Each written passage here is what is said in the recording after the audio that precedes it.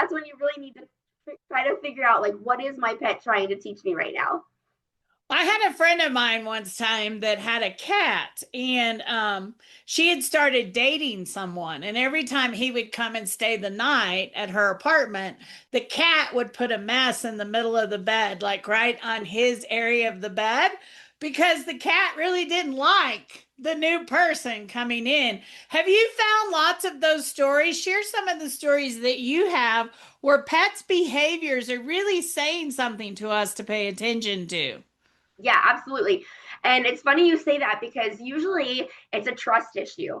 And I know with dogs, they like smell a certain scent and it's like, I don't trust this scent. So yeah, they definitely, will either growl at that person or, just give them like the side eye, if you will, or, just anything to try to get their owner to not be with that person. I've definitely had people that are like, I don't know why he doesn't like my significant other, and then it comes find out later that the person maybe cheated on them or wasn't trustworthy. So yeah, they definitely do things to show us that, but not just in those terms. I actually had a pet once that was the dog was like peeing in the house and it was potty trained, and the woman was like, I don't know what's going on.